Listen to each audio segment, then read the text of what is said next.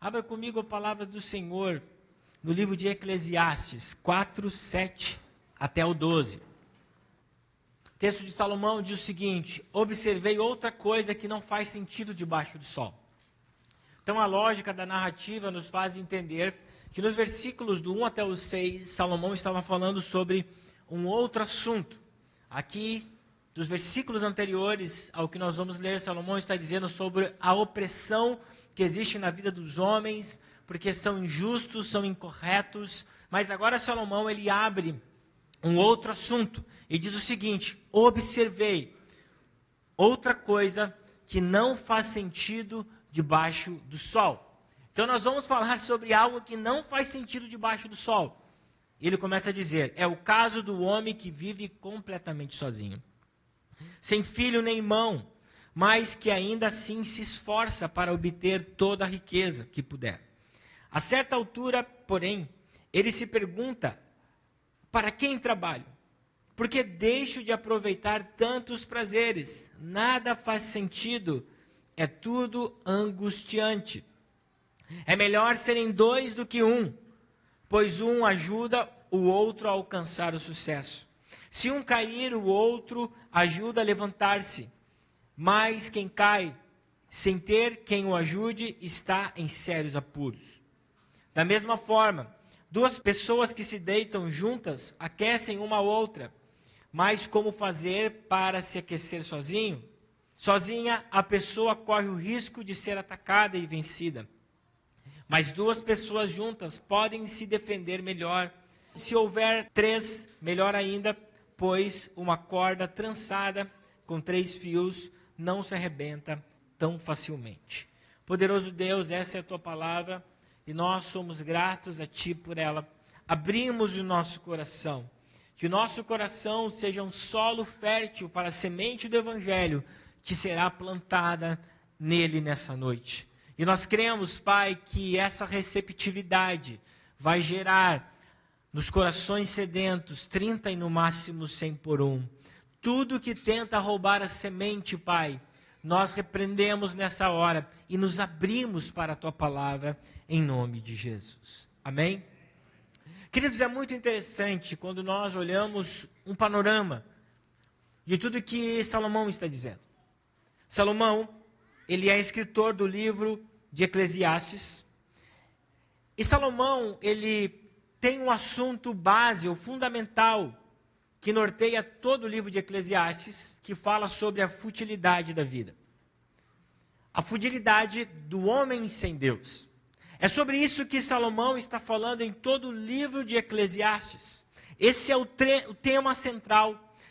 Por isso que ele começa esse livro.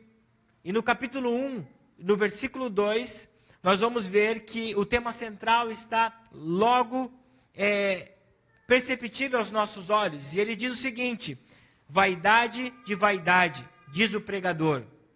Vaidade de vaidades, tudo é vaidade.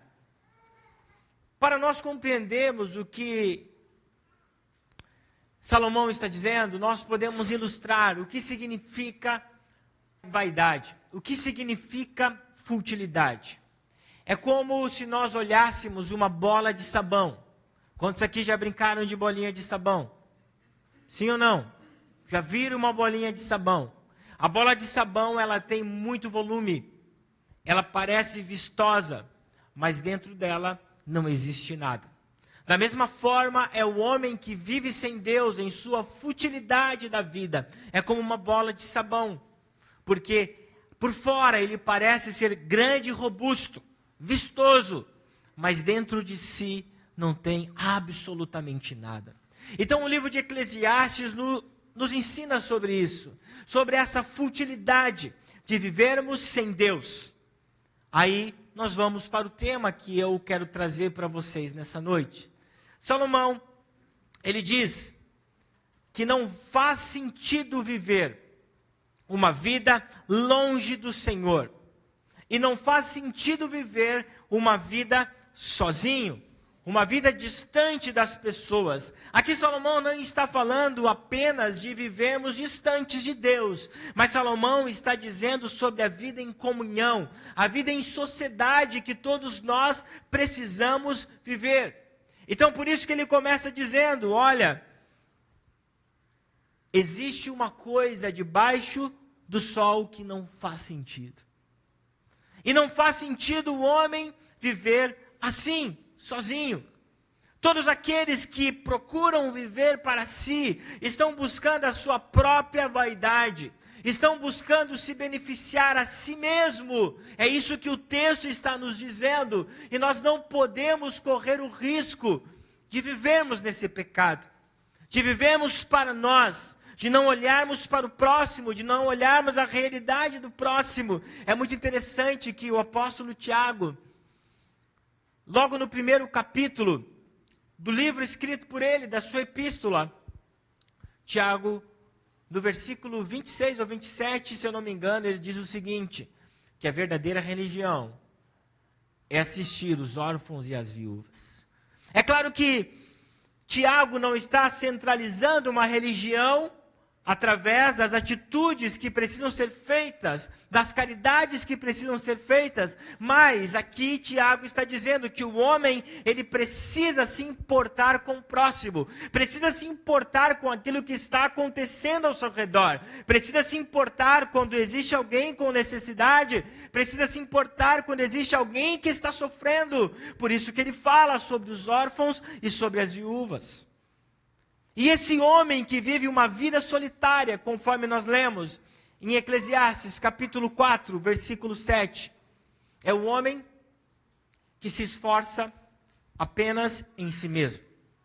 O versículo 7 nos diz que esse homem, ele foca em obter riquezas. Pastor, existe algum erro em obter riquezas? Não, mas no caso desse homem existe, porque ele é solitário. Ele não tem família, ele não tem irmãos. E esse homem está gerando uma riqueza para si mesmo.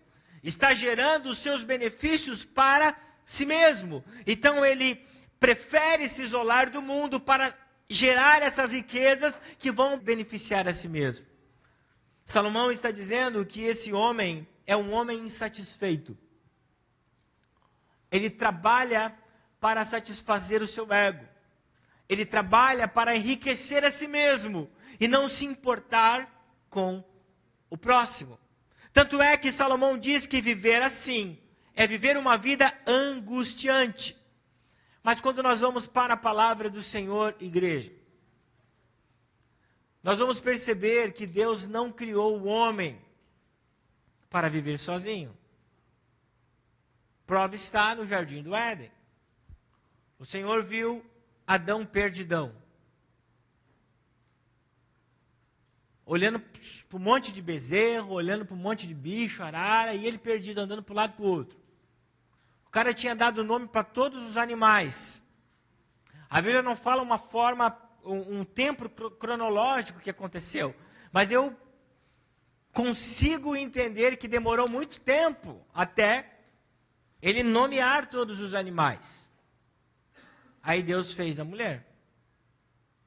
Porque Deus disse em Gênesis 2:18 que não é bom que o homem esteja só. Mulher dá uma cutucada no seu marido e fala, viu? Eu sou importante para você. Não é bom que o homem esteja só. Deus não criou o homem para viver sozinho na terra. Por isso que Salomão diz, é um grande equívoco aquele que quer trabalhar para si mesmo e não se preocupar com o próximo. Também o salmista, no Salmo 68, no versículo 6, diz que Deus faz com que o solitário habite em família. Então não é plano de Deus nós vivermos uma vida isolada, uma vida para nós mesmos, sem nos preocuparmos com as pessoas que Deus tem colocado ao nosso redor. Por isso que Salomão diz, não faz sentido viver uma vida sozinho.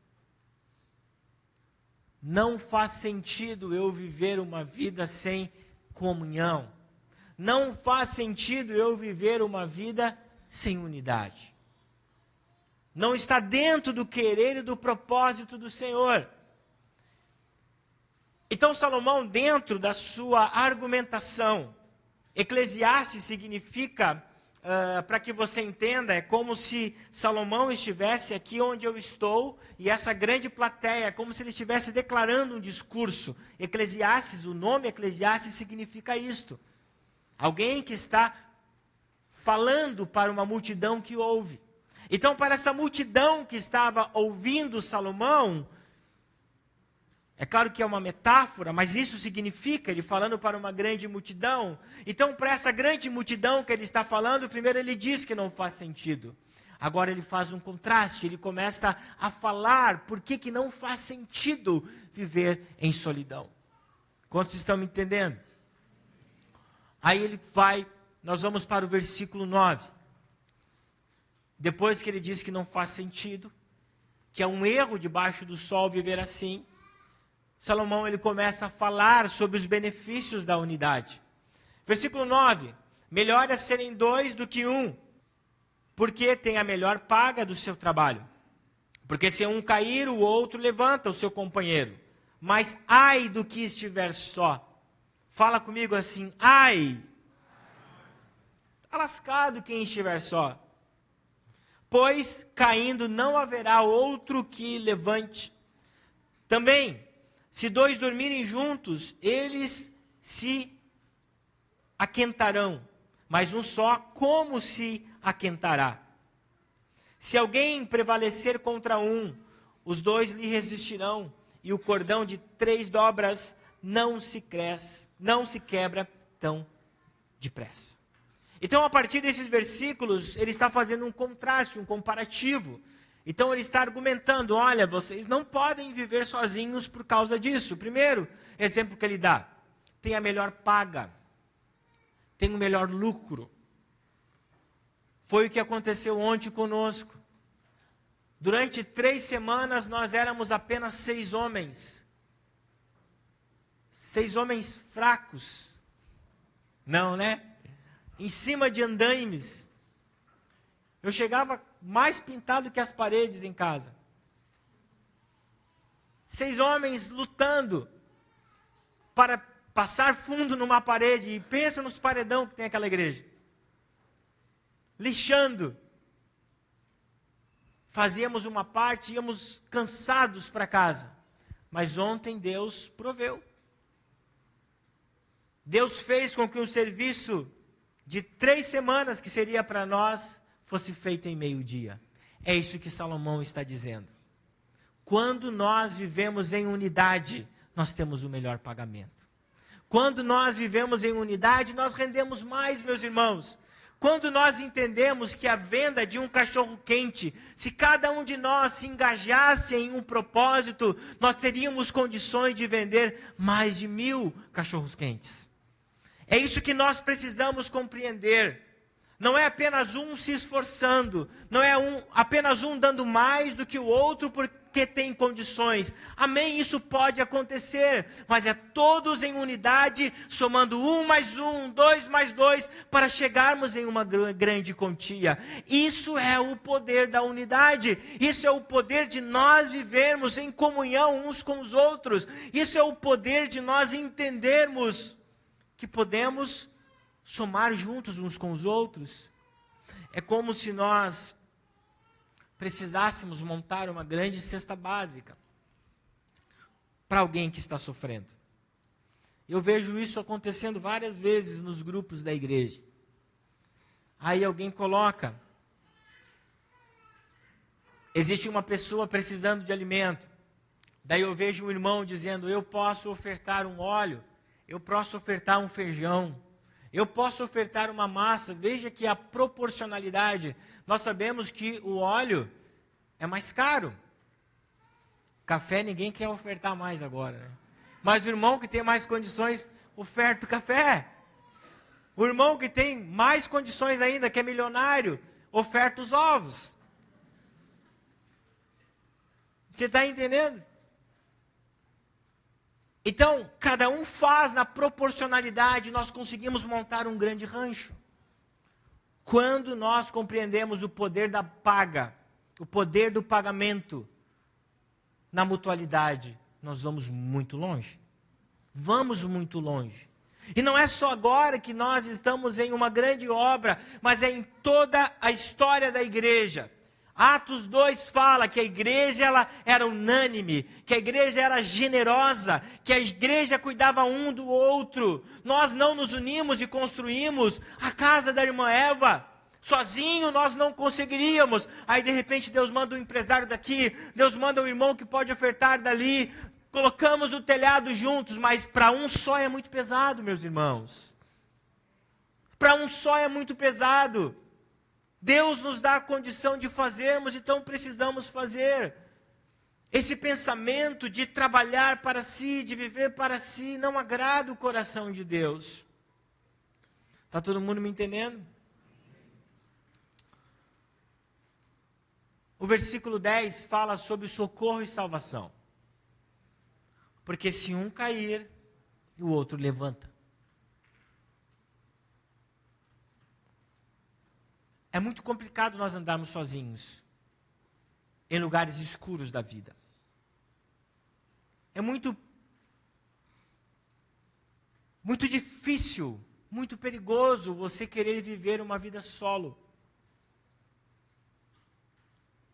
Porque você pode estar andando em uma estrada escura e de repente fura o pneu e pode acontecer um desastre. Mas se tem duas pessoas, você será amparado. Existe salvação e socorro quando nós vivemos em uma vida de unidade, em uma vida de comunhão.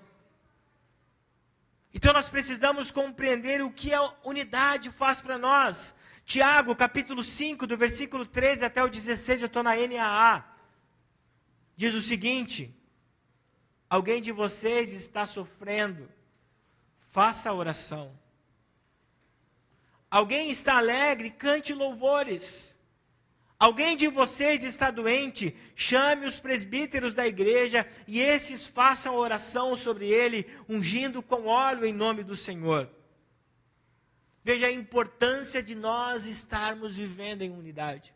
Por isso que eu digo o poder das conexões. Por isso que é importante nós nos reunirmos semanalmente. Por isso que é importante nós entendermos que devemos viver essa vida em unidade, porque no meio da unidade existe socorro e salvação. O terceiro exemplo que Salomão traz fala sobre compaixão. Sobre o poder que nós temos de esquentar uns aos outros. Poder que os nossos corpos têm de poder trazer o calor no dia da necessidade na vida do nosso irmão.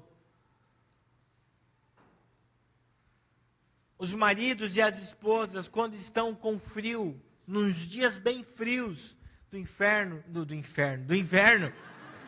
O inferno é quente, né? Está amarrado, né? Ui! No inverno, volta aqui para mim. Tá deitada. Mulher sempre é gelada, né? Ela vem e coloca os garrão bem no meio das tuas costas. Ai, que eu tô com frio. Porque ela sabe que o corpo do seu marido vai esquentar ela. Alguém já serviu aqui ou não? Quem serviu o exército? Gustavo, no campo. Vocês não têm que ficar tudo pertinho do outro no fio para um esquentar o outro? Sim ou não? O corpo esquenta. Isso fala sobre compaixão. Isso fala o poder de nós vivemos esquentando uns aos outros, meus irmãos. Isso fala o poder de quando o irmão está triste, está amargurado, nós podemos esquentá-los com o amor de Deus em nossa vida. E por fim, Salomão ele fala sobre o agente principal da unidade. Veja que uma unidade feita somente por duas pessoas pode não dar muito certo. São pensamentos diferentes, temperamentos diferentes, ações diferentes, históricos diferentes. Salomão sabe muito bem disso. Então ele fala sobre esse agente principal. que precisa ter na vida da unidade, que é o Espírito Santo.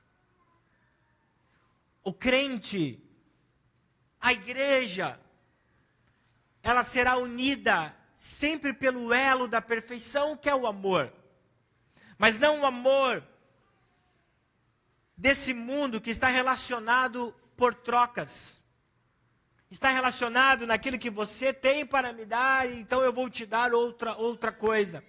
Mas o que Salomão está dizendo, que nós precisamos estar sendo guiados pelo vínculo do amor que é Jesus. Esse amor sacrificial, esse amor que nos faz perdoar uns aos outros em dias difíceis, em dias complicados. É isso que o texto está dizendo, nós precisamos andar juntos, em unidade. Mas no meio dessa unidade, Cristo precisa estar presente. Tudo que nós estamos fazendo aqui, igreja, tudo que nós estamos buscando, cuidando uns dos outros, atendendo às necessidades que os irmãos precisam. Nós atendemos o ano passado tantas pessoas, milhares de pessoas foram impactadas através de nós, quando teve a enchente. No outro ano de 2023, quando houve a enchente no Vale do Taquari, a igreja se levantou em ofertas. Quando nós precisamos consertar a casa da irmã Eva, a igreja se levantou. Se nós não tivéssemos o amor de Cristo, nós não faríamos nada disso. É o vínculo da perfeição que precisa estar em nós. E não existe perfeição em mim e em você, mas em Cristo Jesus existe a perfeição que nós precisamos para viver os nossos relacionamentos. Igreja, nós estamos buscando ser uma igreja geracional. Nós estamos buscando ser uma igreja que vai impactar as demais gerações. Há mais ou menos um mês atrás eu falei sobre a visão, sobre o propósito da igreja. Falei que o nosso sonho é que nós atravessássemos as gerações. E eu dei o exemplo, quantos aqui têm os seus pais na igreja? Poucos levantaram as mãos. Mas se Deus permitir, daqui 10, 15 anos, nós sejamos grande maioria, porque nós já vamos ver os filhos dos filhos de vocês crescendo na igreja, os filhos de vocês crescendo na igreja. Mas nós precisamos entender o poder da unidade. Não podemos fazer com que esse cordão se rompa. Não podemos mais dar as costas para o lugar aonde o Senhor nos colocou. Não podemos mais dar as costas para as necessidades que o Senhor tem colocado para cada um de nós. Abraçar e nos disponibilizar para essa grande obra. Meus irmãos, hoje eu falei sobre o poder da unidade. Falo sempre através de uma defesa bíblica. Falo guiado pelo Espírito Santo. Mas eu não falo apenas as palavras, eu também falo com as minhas atitudes. Eu tenho dito para os líderes, tudo que vocês pedirem, convocarem, sejam os primeiros a fazer e os primeiros a servir. Tudo que eu tenho feito para essa igreja, eu tenho procurado, eu não sou perfeito, posso ter falhado em muitas coisas, mas sempre o primeiro a estar lá. Sempre o primeiro a me desgastar, a me gastar, a me doar. Se eu quero unidade, eu preciso ser o primeiro a me dispor a viver em uma vida de unidade.